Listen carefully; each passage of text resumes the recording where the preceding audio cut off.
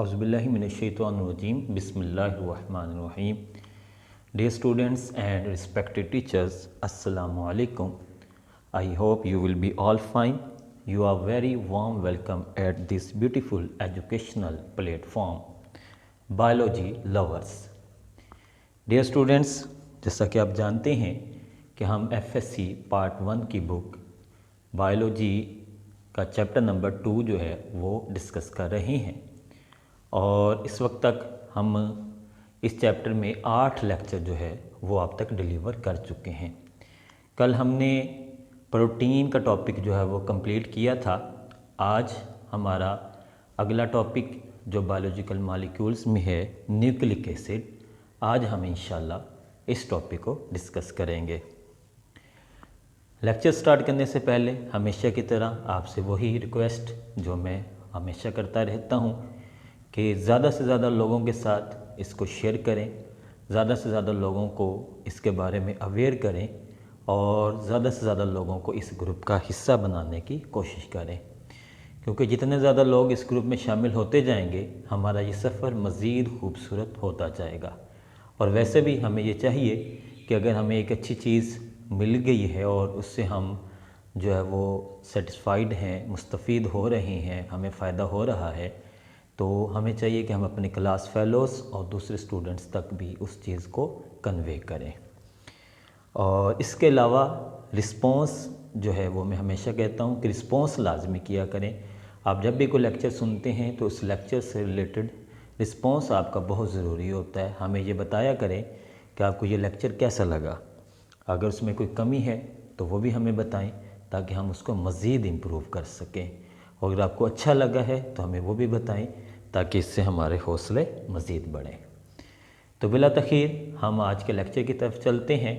Dear student, जैसा कि आप जानते हैं ये हमारा चैप्टर नंबर 2 जो है ये बायोलॉजिकल मॉलिक्यूल्स से रिलेटेड है और उन बायोलॉजिकल मॉलिक्यूल्स में हमने वाटर, कार्बोहाइड्रेट्स, इसके बाद लिपिड्स और प्रोटीन्स और ये हमने चीज़ें कंप्लीट कर ली हैं अल्हम्दुलिल्लाह। और मैंने कोशिश की है कि बहुत आसान और सिंपल वे के साथ और इंटरेस्टिंग स्टाइल के साथ आपको चीज़ों को क्लियर करें। आज हम इंशाल्लाह बायोलॉजिकल मॉलिक्यूल के एक और टाइप की तरफ आ गए हैं और वह है न्यूक्लिक एसिड। बहुत ही इम्पोर्टेंट बायोलॉजिकल मॉलिक्यूल्स हैं। 2 तरह के न्यूक्लिक एसिड होते हैं। बेसिक जो कंसेप्ट और जो आपको प्रीवियस नॉलेज है वो ये होगा आपके पास, डेफिनेटली आपको इतना इल्म होगा कि ये न्यूक्लिक एसिड जो है ये 2 तरह के होते हैं, DNA और RNA। अगर हम थोड़ी सी हिस्ट्री की बात करें तो सबसे पहले न्यूक्लिक एसिड को न्यूक्लियस से निकालने वाले या न्यूक्लियस के साथ उसको आइडेंटिफाई करने वाले जो फिजिशियन हैं उनका नाम था फ्रेडरिच मिस्चर। तो इन्होंने सबसे पहले न्यूक्लिक एसिड को न्यूक्लियस के अंदर डिस्कवर किया 1870 में। बहुत पुरानी बात है। और इनको हम न्यूक्लिक एसिड क्यों कहते हैं? क्योंकि इनकी जो pH है वो कम होती है, इन मॉलिक्यूल्स की एसिडिक इन नेचर होते हैं, तो इस वजह से हम इनको न्यूक्लिक एसिड कहते हैं। क्लियर है जी? यानी कि ये एसिड की फॉर्म्स हैं 2। ओके, आगे चलेंगे हम। टाइप्स ऑफ न्यूक्लिक एसिड, जैसे कि आप जानते हैं 2 तरह के न्यूक्लिक एसिड होते हैं, DNA और RNA। ठीक है जी? इनके एब्रीवेशन भी आपको मालूम है। DNA हम कहते हैं डीऑक्सी राइबो न्यूक्लिक एसिड और RNA ये एब्रीवेशन है राइबो न्यूक्लिक एसिड की। तो इस तरीके से ये हमें इनके एब्रीवेशन भी मालूम है और ये बेसिक मतलब कॉन्सेप्ट्स हैं जो आपके पास ऑलरेडी मौजूद हैं। ठीक है जी? तो हम बिल्कुल बेसिक से जो है वो बात शुरू कर रहे हैं। ओके जी? तो न्यूक्लिक एसिड की 2 टाइप्स, DNA और RNA। Okay, deoxy ribonucleic acid. सबसे पहले हम DNA के बारे में जो है वो डिस्कस करेंगे। DNA कहाँ होता है? यूकैरियोट्स के अंदर DNA जो है वो न्यूक्लियस के अंदर मौजूद होता है और ये DNA जो है ये क्रोमोसोम के फॉर्म में होता है।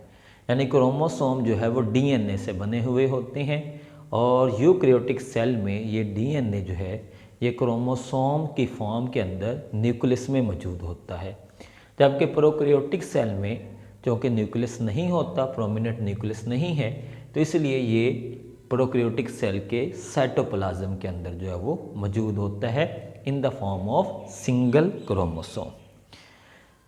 सिर्फ न्यूक्लियस में ही नहीं, सेल के सिर्फ न्यूक्लियस में ही नहीं, कुछ सेल ऑर्गेनेल्स भी ऐसी हैं जो अपना अपना डीएनए रखती हैं, जैसे माइटोकॉन्ड्रिया और क्लोरोप्लास्ट। माइटोकॉन्ड्रिया में चूँकि रेस्पिरेशन होनी होती है, तो रेस्पिरेशन के प्रोसेस के लिए माइटोकॉन्ड्रिया को बहुत सारे एंजाइम्स चाहिए होते हैं, तो वो एंजाइम्स माइटोकॉन्ड्रिया खुद प्रिपेयर करता है, तो इसलिए माइटोकॉन्ड्रिया के पास डीएनए, अपना डीएनए मौजूद है। जबकि क्लोरोप्लास्ट जो है, इसमें photosynthesis in plants and algae हम बात करें तो चूँकि इसने फोटोसिंथेसिस करनी होती है, तो इस वजह से इसके अंदर अपना डीएनए होता है, ताकि फोटोसिंथेसिस के लिए जो भी एंजाइम्स रिक्वायर हों वो एंजाइम्स ये खुद प्रिपेयर कर सकें। तो डियर स्टूडेंट्स, इस तरह हमें ये बात क्लियर हो गई कि डीएनए कहाँ पर पाया जाता है। यहाँ पे जो इम्पोर्टेंट एमसीक्यू है वो आपने ये सेल ऑर्गेनेल्स याद करने हैं, क्योंकि न्यूक्लियस तो हमें याद रहेगा, उसमें तो कोई प्रॉब्लम नहीं है, वो तो हमें पता है, लेकिन दो ऑर्गेनेल्स जिसका यहाँ पे जिक्र है उसमें एक माइटोकॉन्ड्रिया और क्लोरोप्लास्ट, ये आपने याद रखनी है कि इनके अंदर भी डीएनए मौजूद होता है। क्लियर है जी? ओके, आगे चलेंगे हम। राइबोन्यूक्लिक एसिड, डीएनए के बाद आरएनए, इसकी प्रेजेंस देखते हैं कि सेल के अंदर ये कहाँ पर होता है। आरएनए जो है ये सेल के जो न्यूक्लियस है उसके अंदर जो न्यूक्लियोलस है, यानी न्यूक्लियस का जो न्यूक्लियस है उसके अंदर ये मौजूद होता है, ठीक है जी। और आरएनए वहीं पर जो है वो प्रोड्यूस हो रहा होता है, ठीक है। इसके अलावा राइबोसोम्स में मौजूद होता है, तो न्यूक्लियस में जो आरएनए होगा उसे हम मैसेंजर आरएनए कहेंगे, और राइबोसोम्स के अंदर जो आरएनए है उसे हम राइबोसोमल आरएनए कहते हैं। और तीसरा आरएनए जो साइटोसोल के अंदर मौजूद होता है, यानी साइटोप्लाज्म के अंदर मौजूद होता है, उसे हम ट्रांसफ़र आरएनए कहते हैं। तो 3 टाइप्स ऑफ आरएनए में आपको मिलेगी। आगे हम इंशाल्लाह सारी डिटेल जो है वो आगे जाके डिस्कस करेंगे, messenger RNA, ribosomal RNA, transfer RNA, DNA RNA का डिफरेंस क्या होता है, ये वो एवरीथिंग इंशाल्लाह वी विल स्टडी। लेकिन फ़िलहाल हम बिल्कुल बेसिक से चीज़ों को लेकर चल रहे हैं, इसलिए मैं अवॉइड कर रहा हूँ एक्स्ट्रा इन्फॉर्मेशन देने से, ताकि आपको कोई कन्फ्यूजन ना हो। वरना तो जहन में इस वक्त बहुत सारी चीज़ें आ रही होती हैं जब आपको लेक्चर दे रहे होते हैं, और हर टीचर डेफिनेटली उसका नॉलेज होता है चीज़ों के बारे में, और उसके जहन में एट अ टाइम बहुत सारी चीज़ें आ रही होती हैं, लेकिन डेफिनेटली वो सारी चीज़ें आपके साथ शेयर नहीं करेगा, क्योंकि इस तरह आपको कन्फ्यूजन हो सकती है। लेकिन स्टेप बाय स्टेप जैसे जैसे आप इंशाल्लाह इस टॉपिक को आगे बढ़ते जाएंगे, तो हम आपके साथ सारी चीज़ें इंशाल्लाह शेयर करेंगे जो आपके लेवल तक हैं। क्लियर हो गया जी? तो राइबोन्यूक्लिक एसिड यानी आरएनए, इसकी हमने प्रेजेंस देखी। पहले हमने डीएनए की प्रेजेंस देखी, अब हम आरएनए की प्रेजेंस जो है वो देख रहे हैं। तो आप कंपैरिजन साथ साथ करते जाएं ताकि आपको कोई कन्फ्यूजन ना हो। बिल्कुल आगे चलते हैं हम।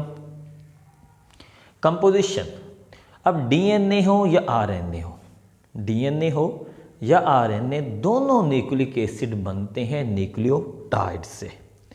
हम ये कह सकते हैं कि they are polymers of nucleotides, ठीक है। अब ये न्यूक्लियोटाइड्स क्या हैं? ये डीएनए और आरएनए के यूनिट्स हैं, और अगर हम इनकी केमिस्ट्री देखें तो ये ऐसे सब्सटेंसेस हैं जो 3 चीज़ों से बने हैं। न्यूक्लियोटाइड्स ऐसे सब्सटेंसेस हैं या ऐसे मॉलिक्यूल्स आप कह लें, कॉम्प्लेक्स मॉलिक्यूल्स हैं जो 3 चीज़ों से बनते हैं। First of all sugar, ribose sugar, pentose sugar भी हम इसे कहते हैं, 5 कार्बन शुगर, आप इस तरह कह लें 5 कार्बन शुगर, ठीक है। अब 5 कार्बन शुगर तो वो ज़ाहिर बात है, आपको पता है वो मोनोसेकेराइड होगा, क्योंकि आप ये पढ़ चुके हैं कार्बोहाइड्रेट्स वाले टॉपिक में कि 3 to 7 जो कार्बन होते हैं, ये अगर मॉलिक्यूल में शुगर में मौजूद हों तो वो मोनोसेकेराइड में आएगा। तो ये 5 कार्बन शुगर है, तो पेंटोज शुगर है, और मोनोसेकेराइड हम इसे कहेंगे। तो एक तो पेंटोज शुगर या राइबोज शुगर कह लें। अच्छा, अब ये जो शुगर का मॉलिक्यूल है ये डिफरेंट है डीएनए और आरएनए में, और इसी वजह से ये डीएनए और आरएनए की नेमिंग भी डिफरेंट है। हम डीएनए को कहते हैं डीऑक्सी। अब ये जो डीऑक्सी का मतलब है कि इसमें से ऑक्सीजन को रिमूव हो चुकी है, ऑक्सीजन निकल चुकी है। ये ऑक्सीजन कहाँ से निकली है? ये ऑक्सीजन इसी पेंटोज शुगर से ही निकली है। तो इस वजह से हम इस शुगर को कहते हैं डीऑक्सी राइबोज शुगर। ठीक है डियर स्टूडेंट, क्लियर हो रही है बात कि डीएनए और आरएनए में जो फ़र्क आ रहा है वो मतलब डीऑक्सीडेशन का है कि ऑक्सीजन उसमें से निकल चुकी है, रिमूव हो चुकी है। तो ऑक्सीजन कहाँ से रिमूव हुई है? वो डीएनए में जो पेंटोज शुगर है यानी राइबोज शुगर है उसमें से रिमूव होती है। तो इस वजह से हम उससे डीऑक्सी राइबोज कहेंगे। जबकि आरएनए में ऐसा नहीं है, आरएनए में ऑक्सीजन मौजूद होती है तो उसको हम राइबोज कहेंगे। यानी कि डीएनए और आरएनए में एक मेजर डिफरेंस जो है वो राइबोज शुगर का है। तो डीएनए में जो राइबोज शुगर है उसे हम डीऑक्सी राइबोज, जबकि आरएनए में जो मौजूद है उसे हम राइबोज शुगर कहेंगे। तो न्यूक्लियोटाइड में फर्स्ट चीज़ क्या हो गई? 5 कार्बन जो है वो शुगर, ठीक है, या पेंटोज मोनोसेकेराइड। दूसरी चीज़ जो न्यूक्लियोटाइड में पाई जाती है वो डियर स्टूडेंट है नाइट्रोजन बेस। ठीक है जी, एक नाइट्रोजन बेस होगी। अब वो कौन सी होगी? इंशाल्लाह आगे डिटेल सारी आ रही है, नाइट्रोजीनियस बेसिस भी हम पढ़ेंगे। तीसरी चीज़ होती है एक फॉस्फेट ग्रुप या फास्फोरिक एसिड। ठीक है जी, तो हर न्यूक्लियोटाइड में डियर स्टूडेंट्स आपको 3 चीज़ें मिलेंगी, पेंटोज शुगर, नाइट्रोजन बेस और फॉस्फेट ग्रुप। तो आप इसको अच्छे से याद कर लें, इसकी स्ट्रक्चर आपको क्लियर होनी चाहिए, इसकी केमिस्ट्री आपको क्लियर होनी चाहिए। मज़ीद डिटेल आगे भी आ रही है, तो ये शॉर्ट क्वेश्चन में आ जाता है, एमसीक्यूज़ भी आ जाते हैं। इस टॉपिक में से एमसीक्यूज़ बहुत इंपॉर्टेंट है, ये पूरा चैप्टर ही एमसीक्यूज़ के हवाले से बहुत इंपॉर्टेंट है, एमकेट के हवाले से भी बड़ा इंपॉर्टेंट है। अच्छे से इसको जो है वो आप याद कर लें। बिल्कुल चलते हैं आगे। Types of nucleotide.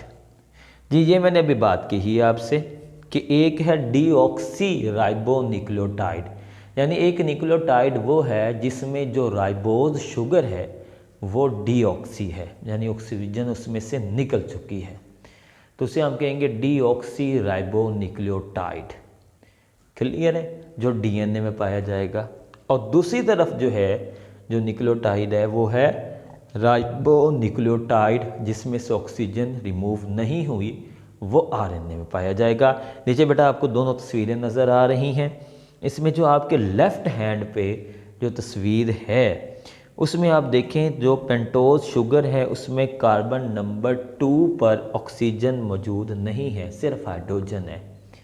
जबकि जो आपके राइट हैंड पर जो आपको नज़र आ रही है 5 कार्बन शुगर राइबोज, उसमें कार्बन नंबर 2 पर ऑक्सीजन मौजूद है।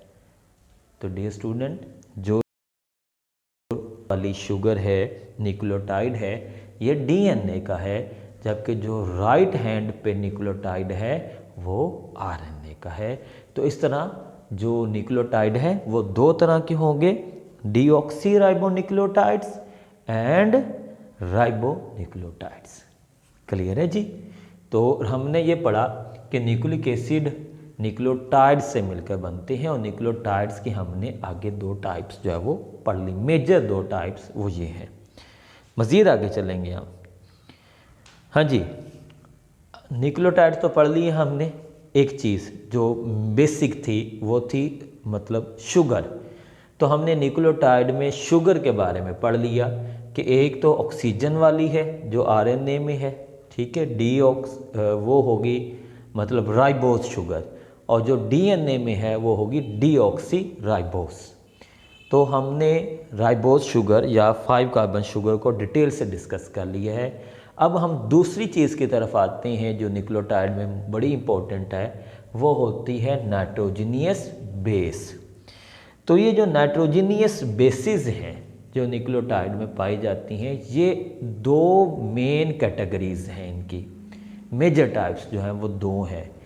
एक है इनमें पायरिमिडीन और एक है इनमें प्यूरीन। पायरिमिडीन जो होती हैं ये सिंगल रिंग्ड होती हैं। पायरिमिडीन सिंगल रिंग्ड स्ट्रक्चर होती है इनकी, यानी रिंग फॉर्म है लेकिन सिंगल है, और ये असल में 3 होती हैं, यानी कि इनके आगे एग्जाम्पल्स जो है वो हैं 3, साइटोसिन और थायामीन, ये डीएनए में है, और एक और है यूरासिल जो डीएनए में नहीं है, आरएनए में है, थायामीन की जगह पे। क्लियर हो गया? यानी कि पायरिमिडीन में 3 चीज़ें आती हैं, साइटोसिन, थायामीन और यूरासिल। क्योंकि ये तीनों सिंगल रिंग्ड है इसलिए हमने इनकी एक कैटेगरी बना ली है। तो इनमें से जो थायामीन है वो सिर्फ डीएनए में होती है और यूरासिल सिर्फ आरएनए होती है। डीएनए में यूरासिल नहीं होती जबकि आरएनए में थायामीन नहीं होती, यानी कि आरएनए में जो यूरासिल है वो थायामीन को रिप्लेस कर रही होती है। क्लियर? दूसरी जो टाइप है नाइट्रोजिनियस बेस की, जो मतलब आप कह लें कैटेगरी है, क्लास है, वो है प्यूरीन। ये डबल रिंग्ड होते हैं, डबल रिंग्ड स्ट्रक्चर्स होती हैं, 2 रिंग वाली, और ये है हमारे पास एडिनिन और गुआनिन। तो एडिनिन और गुआनिन जो है ये डबल रिंग्ड स्ट्रक्चर्स होती हैं, और ये हम इनको इसमें प्यूरीन कैटेगरी के अंदर जो है वो रखेंगे। ठीक है? और ये दोनों एडिनिन और गुआनिन ये डीएनए में भी होती हैं और आरएनए में भी होती हैं। क्लियर हो गया जी? तो नाइट्रोजिनियस बेसिस की हमने 2 मेजर क्लासेस जो है वो अल्हम्दुलिल्लाह आज डिस्कस कर ली हैं। ठीक है? पायरिमिडीन और प्यूरिन्स। बिल्कुल ठीक है, आगे चलेंगे जी। न्यूक्लियोटाइड्स में 2 चीज़ें डिस्कस होने के बाद, यानी पेंटोज शुगर डिस्कस कर ली हमने, राइबोज शुगर जिसे हम कहते हैं। इसके अलावा हमने नाइट्रोजिनियस बेसिस को डिस्कस कर लिया। तीसरी चीज़ जो है वो है फॉस्फोरिक एसिड या फॉस्फेट ग्रुप। ठीक है जी? तो वो कहते हैं जी कि ये जो फॉस्फेट होता है ये पेंटोज शुगर के साथ जुड़ा हुआ होता है, और जब उसके साथ जुड़ता है तो ईस्टर बॉन्ड बनाता है, ईस्टर लिंकेज बनाता है। ठीक है? और इसमें स्ट्रक्चर में अब आप इसको थोड़ा सा हम पूरी अब ओवरऑल न्यूक्लियोटाइड की स्ट्रक्चर को देखेंगे। एक पेंटोज शुगर है जिसे हम राइबोज कहते हैं, उसमें कार्बन नंबर 1 पर नाइट्रोजन बेस लगी होती है।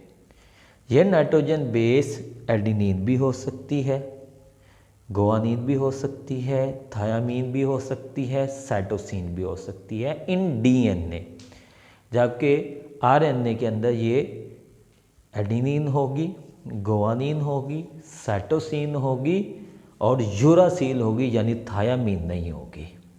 4 तरह की न्यूक्लियोटाइड बेसिस, 4 ही हमें डीएनए में मिलती हैं, 4 ही आरएनए में मिलती हैं। फ़र्क थायामीन और यूरासिल का है। क्लियर हो गया जी? तो कार्बन नंबर 1 पर नाइट्रोजिनियस बेस, जबकि कार्बन नंबर 5 पर फॉस्फेट ग्रुप अटैच होता है। तो इस तरीके से ये न्यूक्लियोटाइड की कंप्लीट स्ट्रक्चर जो है वो बन जाती है। जैसे कि आप इस तस्वीर में भी देख सकते हैं, आपको एक पेंटोज शुगर नज़र आ रही है, उसके कार्बन नंबर 1 पे नाइट्रोजिनियस बेस है और कार्बन नंबर 5 पे फॉस्फोरिक एसिड है या फॉस्फेट ग्रुप मौजूद है। साथ वाली तस्वीरों में भी आप देख सकते हैं, तो यहाँ पर भी आपको फॉस्फोरिक एसिड की स्ट्रक्चर भी जो है वो दिखाई गई है। ये जो फॉस्फेट ग्रुप होता है डियर स्टूडेंट्स, ये राइबोज शुगर के साथ मिलता है और ईस्टर लिंकेज बनाता है। ये इंशाल्लाह आगे डिटेल आ रही है इसकी, तो वहाँ पर भी हम इसको पढ़ेंगे। ठीक है? ओके, आगे चलेंगे हम। न्यूक्लियोसाइड और न्यूक्लियोटाइड, यानी कि हमें 2 तरह के मॉलिक्यूल्स मिलेंगे सेल के अंदर। अगर पेंटोज शुगर और उसके साथ मौजूद हो सिर्फ जो है नाइट्रोजन बेस, पेंटोज शुगर और उसके साथ हो सिर्फ नाइट्रोजन बेस, यानी इस कम्बिनेशन को, इसमें पेंटोज शुगर है, नाइट्रोजन बेस है, इस कम्बिनेशन को हम न्यूक्लियोसाइड कहेंगे। और न्यूक्लियोसाइड के साथ अगर आके जुड़ जाए फॉस्फेट ग्रुप तो फिर हम उसे न्यूक्लियोटाइड कहेंगे। सिंपल, यानी कि पेंटोज शुगर और नाइट्रोजन बेस, इसके कम्बिनेशन को कहा जाएगा न्यूक्लियोसाइड। वो नाइट्रोजन बेस कुछ भी हो सकती है, ठीक है, यानी नाइट्रोजन बेस कुछ भी हो, लेकिन वो जब इसके साथ जुड़ेगी पेंटोज शुगर के साथ तो इन दो चीज़ों के कम्बिनेशन को न्यूक्लियोसाइड कहेंगे। और अगर इसके साथ फॉस्फेट भी आकर अटैच हो जाए तो फिर हम उसे न्यूक्लियोटाइड कहेंगे। क्लियर है? सिंपल कॉन्सेप्ट, लेकिन बहुत इंपॉर्टेंट शॉर्ट क्वेश्चन है। अच्छे से इसको आप जहन में बिठा लें कि ये क्या इसमें फ़र्क क्या होता है। ठीक है, तस्वीर आपके सामने है, तस्वीर से आप इस कॉन्सेप्ट को और ज़्यादा अच्छे से अपना क्लियर कर सकते हैं। हम आगे चलेंगे। ये जो तस्वीर दिखाई जा रही है डियर स्टूडेंट्स, ये एटीपी की है। ATP, adenosine triphosphate. As you know ATP is also a type of nucleotide. तो एटीपी न्यूक्लियोटाइड ही की एक किस्म है। तो हमने इसलिए यहाँ पे जो हमने एग्जाम्पल ली है तस्वीर के अंदर वो एटीपी के लिए है। क्लियर? आगे चलते हैं जी। आगे मज़ीद हमने उसको और ज़्यादा खूबसूरत तरीके से और ज़्यादा डिटेल के साथ एक्सप्लेन किया है। आप देख सकते हैं न्यूक्लियोसाइड है। न्यूक्लियोसाइड में सिर्फ दो चीज़ें हैं, पेंटोज शुगर और उसके साथ जुड़ा हुआ है नाइट्रोजन बेस। तो पेंटोज शुगर और नाइट्रोजन बेस के दरमियान जो लिंक है इसको हम ग्लाइकोसिडिक लिंकेज कहेंगे। आपको याद होगा ये ग्लाइकोसिडिक लिंकेज हम पीछे भी पढ़ के आ चुके हैं। ठीक है जी, कहाँ पे पढ़ा है ये आप सोचें और आपने मुझे बताना है कि ग्लाइकोसिडिक लिंकेज कहाँ पर हम पीछे पढ़ के आए हैं।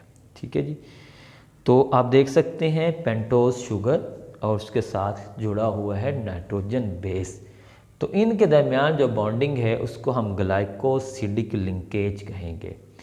तो राइबोज शुगर और नाइट्रोजन फेस के कम्बिनेशन को हम कहते हैं न्यूक्लियोसाइड। लेकिन अगर इसके साथ फॉस्फेट भी आगे जुड़ जाए तो फिर हम उसको कहेंगे न्यूक्लियोटाइड। अब यहाँ पे फिर एक बात जो बड़ी इंटरेस्टिंग है, समझने वाली और याद रखने वाली है। जो नाइट्रोजन बेस पेंटोज शुगर से मिल रही है उस लिंकेज को हम कहते हैं ग्लाइकोसिडिक लिंकेज। क्लियर होगी? नाइट्रोजन बेस और पेंटोज शुगर के दरमियान जो लिंकेज है उसको कहेंगे हम ग्लाइकोसिडिक लिंकेज। लेकिन दूसरी तरफ फॉस्फेट और जो पेंटोज शुगर के दरमियान लिंकेज है उसको हम क्या कहेंगे? उसको हम कहेंगे ester bond, phospho ester bond. Clear हो गया? वो है जी ग्लाइकोसिडिक लिंकेज और ये है phospho ester bond. Nitrogen base जुड़ती है कार्बन नंबर 1 पे, जबकि जो फॉस्फेट है वो जुड़ता है कार्बन नंबर 5 पे। नाइट्रोजन बेस पेंटोज के साथ जो लिंक बनाती है उसको हम कहते हैं ग्लाइकोसिडिक लिंकेज, और फॉस्फेट जो पेंटोज शुगर के साथ मिलता है उसको हम कहते हैं ईस्टर बॉन्ड या phospho Easter linkage. Clear? Nucleoside और न्यूक्लियोटाइड जो है ये आपको क्लियर हो गया। बहुत ही इंपॉर्टेंट ये स्लाइड है, इसको अच्छे से समझें, इसको बार बार देखें, इस पर गौर करें कि इसमें क्या आपको चीज़ें जो है वो क्लियर की गई हैं। हम आगे चलते हैं जी। अब हम न्यूक्लियोटाइड्स की जो है वो टाइप्स की तरफ भी पढ़ेंगे एक एक करके। सबसे पहले हम डीएनए को डिस्कस करेंगे, उसके बाद डियर स्टूडेंट्स हम आरएनए को पढ़ेंगे। देखिए डीएनए हो या आरएनए हो, बने दोनों ही न्यूक्लियोटाइड से हुए हैं। डीएनए को हेरिडिटरी मटेरियल भी कहा जाता है, विरासती मादा, यानी कि वालिदैन से जो बच्चों में खसूसियात ट्रांसफ़र होती हैं, मुंतकिल होती हैं, वो डीएनए की फॉर्म में ही होती हैं। तो जिस तरह हमने पहले कहा कि डीएनए और आरएनए यानी न्यूक्लिक एसिड न्यूक्लियोटाइड से मिलकर बने हैं, डेफिनेटली डीएनए भी न्यूक्लियोटाइड्स के मिलने से बना है। अब डीएनए में जो न्यूक्लियोटाइड्स हैं डियर स्टूडेंट्स, वो 4 तरह के हैं। फ़र्क सिर्फ नाइट्रोजन बेस का है। नाइट्रोजन बेस चूँकि 4 तरह की हैं, जहाँ पीछे पढ़ के आ चुके हैं, तो नाइट्रोजन बेस 4 तरह के होने की वजह से इनके न्यूक्लियोटाइड्स के भी 4 इकसाम बन जाते हैं। यानी कि हमने न्यूक्लियोटाइड्स की जो क्लासिफिकेशन की है, एक तो आपने मेजर 2 क्लासिफिकेशन पीछे पढ़ के आई हैं। एक आपने पढ़ा है डीऑक्सी राइबो न्यूक्लियोटाइड और एक आपने पढ़ा है राइबो न्यूक्लियोटाइड। मेजर 2 टाइप्स तो यही हैं, लेकिन यहाँ पे हम जो न्यूक्लियोटाइड्स डीएनए की बात कर रहे हैं तो ये डीऑक्सी राइबो न्यूक्लियोटाइड, मगर उस डीऑक्सी राइबो न्यूक्लियोटाइड की 4 टाइप्स हैं। क्लियर हो रही है बात कि कोई नहीं हुई? एक एडिनोसिन मोनोफॉस्फेट, क्यों? क्योंकि इसमें एडेनिन मौजूद होता है। दूसरी है थायामीन मोनोफॉस्फेट, इसमें थायामीन होता है। तीसरी है ग्वानोसिन मोनोफॉस्फेट, क्योंकि इसमें ग्वानिन होता है। चौथी है साइटिडीन मोनोफॉस्फेट, क्योंकि इसमें साइटोसिन होता है। तो सिर्फ नाइट्रोजन बेस के डिफरेंट होने की वजह से जो डीऑक्सी राइबो न्यूक्लियोटाइड है उसके आगे 4 टाइप्स जो है वो बन चुकी हैं। क्लियर? और एक और बात जो इसमें आपको समझ अगर आपका ध्यान गया हो तो वो है मोनोफॉस्फेट। इसका मतलब ये हुआ कि डीएनए में जितने भी न्यूक्लियोटाइड्स हैं उन सब में फॉस्फेट का एक ही ग्रुप मौजूद होता है, जबकि एटीपी में 3 फॉस्फेट होते हैं, यहाँ पर 1 फॉस्फेट होता है। डिफरेंस क्लियर हो रहा है? तो ये एक यानी कि हो सकता है ये क्वेश्चन आ जाए या ये कॉन्सेप्ट्स आपको क्लियर होना ज़रूरी है कि डीएनए और एटीपी के जो स्ट्रक्चर है न्यूक्लियोटाइड है इसमें क्या डिफरेंस है। ठीक है, तो वो आपको यहाँ पे क्लियर हो गया जी। आगे चलेंगे हम। Types of nucleotide in DNA, यह आपके सामने तस्वीर मौजूद है। इसमें आप देख सकते हैं कि तमाम न्यूक्लियोटाइड में जो राइबोज शुगर है डियर स्टूडेंट्स वो सब में डीऑक्सी राइबोज है। और फ़र्क इस बात का आ रहा है सिर्फ और सब में एक फॉस्फेट मौजूद है, यानी शुगर डीऑक्सी राइबोज है, एक फॉस्फेट है। फ़र्क आ गया है नाइट्रोजनियस बेस का, एक में है एडेनिन और दूसरी में है ग्वानिन, तीसरी में है थायामीन और साइटोसिन। इसमें से जो एडेनिन और ग्वानिन है इनको हम प्यूरीन कहेंगे और दूसरी तरफ जो थायामीन और साइटोसिन है इनको हम कहेंगे पायरिमिडीन। ठीक है जी। अब जो एडेनिन और ग्वानिन है ये डबल रिंग्ड स्ट्रक्चर है, जैसे तस्वीर में आपको नज़र आ रहा है, इन्हें हम प्यूरीन कहते हैं। और जो है साइटोसिन और थायामीन ये सिंगल रिंग्ड है जिन्हें हम पायरिमिडीन कहते हैं। तो इस तरह हमने इनकी 2 मेजर कैटेगरीज जो है वो इस तरह बनाई हुई है। तो ये मेरा ख्याल है कि न्यूक्लियोटाइड्स की क्लासिफिकेशन आपको बहुत अच्छे से क्लियर हो चुकी होगी। जी डियर स्टूडेंट, आगे चलते हैं जी। हमने ये बात कही है कि न्यूक्लिक एसिड चाहे वो डीएनए हो चाहे वो आरएनए हो, ये आपस में जुड़ते हैं न्यूक्लियोटाइड्स। ये न्यूक्लियोटाइड्स के जुड़ने से बनते हैं, यानी न्यूक्लियोटाइड्स जब आपस में जुड़ेंगे ना जी तो उनके जुड़ने से डीएनए और आरएनए बनता है। अब ये आपस में कैसे जुड़ते हैं? होता ये है कि दो न्यूक्लियोटाइड्स आपस में जुड़ेंगे और उनके जुड़ने से उनके दरमियान एक बॉन्ड बनेगा। उस बॉन्ड को कहेंगे हम फॉस्फोडाइईस्टर बॉन्ड या फॉस्फोडाइईस्टर लिंकेज। ये पीछे भी आपने पढ़ा। इसमें आपने पढ़ा कि एक फॉस्फेट जब पेंटोज शुगर से मिलता है तो वो उसके साथ फॉस्फोडाइस्टर लिंकेज बनाता है। बिल्कुल सेम इसी तरह डियर स्टूडेंट्स, एक न्यूक्लियोटाइड का फॉस्फेट ग्रुप दूसरे न्यूक्लियोटाइड की राइबोज या पेंटोज शुगर के साथ मिलता है, और जब वो इस तरह आपस में मिलता है तो उस बॉन्ड को भी हम फॉस्फोडाइस्टर लिंकेज कहते हैं। क्लियर? तो बिल्कुल इसी तरह ये न्यूक्लियोटाइड्स आपस में जुड़ते चले जाएंगे और एक लंबी चेन बन जाएगी जिसे हम पॉलीन्यूक्लियोटाइड चेन कहते हैं। अब अगर दो न्यूक्लियोटाइड्स आपस में जुड़ें तो उसे हम डाइन्यूक्लियोटाइड कहेंगे, 3 जुड़ जाएं तो हम ट्राइन्यूक्लियोटाइड कहेंगे, 4 जुड़ जाएं तो टेट्रान्यूक्लियोटाइड कहेंगे। तो इस तरह न्यूक्लियोटाइड्स आपस में जुड़ते जाएंगे और एक लंबी चेन बनती जाएगी। जुड़ेंगे कैसे वो मैंने अभी आपको बता दिया कि एक न्यूक्लियोटाइड का जो है फॉस्फेट वो दूसरे न्यूक्लियोटाइड के राइबोज शुगर के साथ जो है वो अटैच हो जाता है और उनके दरमियान जो लिंकेज बनता है उसे हम कहते हैं फॉस्फोडाइस्टर लिंकेज। एक एग्जांपल से समझने की कोशिश करते हैं। NAD निकोटिनामाइड डाई न्यूक्लियोटाइड, नाम से जाहिर है डाई न्यूक्लियोटाइड, यानी कि ये एक ऐसा सब्सटेंस है जो दो न्यूक्लियोटाइड के आपस में मिलने से बना है। तो एक न्यूक्लियोटाइड का डियर स्टूडेंट जो फॉस्फेट है वो दूसरे न्यूक्लियोटाइड के जो राइबोज शुगर है उसके साथ जुड़ता है और ये डिहाइड्रेशन का प्रोसेस होता है। राइबोज शुगर में से जो है वो OH निकलेगा और जबकि दूसरे न्यूक्लियोटाइड के पेंटोज में से हाइड्रोजन निकलेगा। तो पेंटोज शुगर में से हाइड्रोक्सिल, जबकि फॉस्फेट में से हाइड्रोजन निकलेगा और ये हाइड्रोक्सिल और हाइड्रोजन मिलके वाटर का एक मॉलिक्यूल रिलीज़ करेंगे।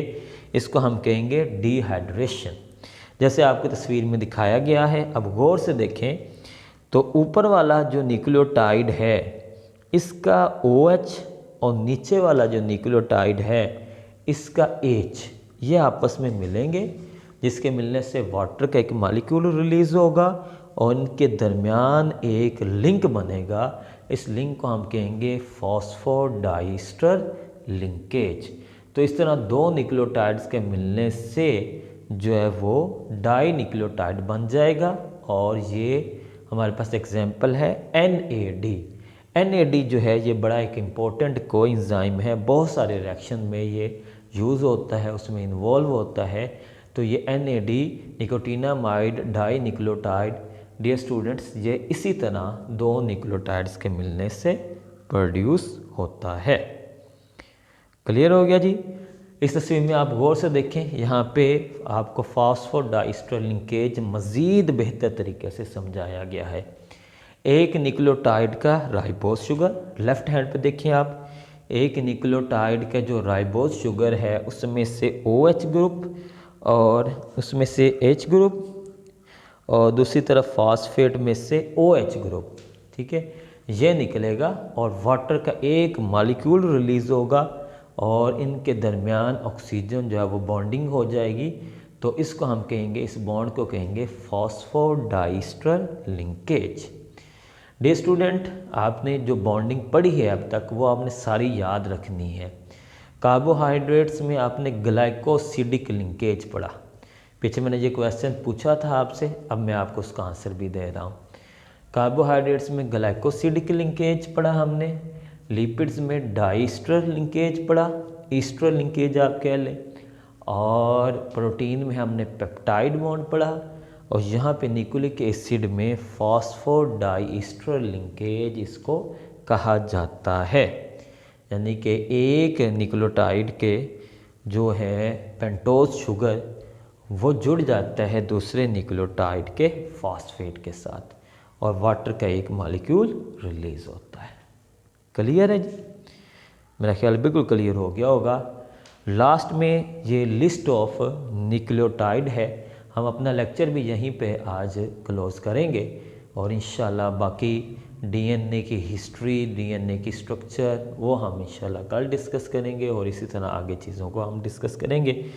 ये आपके सामने एक टेबल है, इस टेबल ये आपकी बुक में भी टेबल बना हुआ है, ठीक है। कुछ इससे मिलता जुलता थोड़ा बहुत फ़र्क हो सकता है। तो यहाँ पे उसने आपको दिखाया, देखें आप, न्यूक्लियोसाइड और न्यूक्लियोटाइड्स दोनों के एग्जांपल्स जो है वो दी हुई हैं। इस टेबल को आपने अच्छे से जो है वो देख लेना है। मेरा नहीं ख्याल इसमें कोई इतनी मुश्किल बात है या कोई ऐसी चीज़ रह गई है जो हम पहले नहीं पढ़ सके। तो डियर स्टूडेंट्स, हमारा ये लेक्चर यहीं पर कंप्लीट होता है। आज हमने इंट्रोडक्शन टू जो है वो न्यूक्लिक एसिड पढ़ा है। इसके अलावा हमने न्यूक्लियोटाइड्स के बारे में पढ़ा, कंपोजिशन, केमिस्ट्री ऑफ न्यूक्लियोटाइड्स पढ़ा, बड़ी डिटेल के साथ इन सारी चीज़ों को डिस्कस किया है। इसके बावजूद अगर आपके जहन में कोई सवाल हो, कोई बात हो, तो वह आप पूछ सकते हैं। ग्रुप की रात को प्राइवेसी 8 से 10 बजे के दौरान ख़त्म की जाती है। आप ग्रुप के अंदर भी क्वेश्चन कर सकते हैं, पर्सनल भी आप मुझसे कोई भी सवाल टॉपिक से रिलेटेड जो है वो कर सकते हैं। जाते जाते मैं फिर आपसे वही बात कहूँगा कि ज़्यादा से ज़्यादा लोगों के साथ शेयर करें, ज़्यादा से ज़्यादा लोगों को इस ग्रुप का हिस्सा बनाएं और लेक्चर सुनने के बाद लेक्चर के हवाले से रिस्पॉन्स लाजमी किया करें। अल्लाह ताला से दुआ है कि अल्लाह ताला आपको ज़िंदगी के तमाम इम्तिहानात में कामयाब करे, आप हमेशा खुश व खुर्रम रहें। मुझे भी अपनी दुआओं में याद रखा करें और रिस्पॉन्स लाजमी दिया करें। ठीक है जी, थैंक यू वेरी मच, जज़ाकल्लाह, अल्लाह हाफिज़।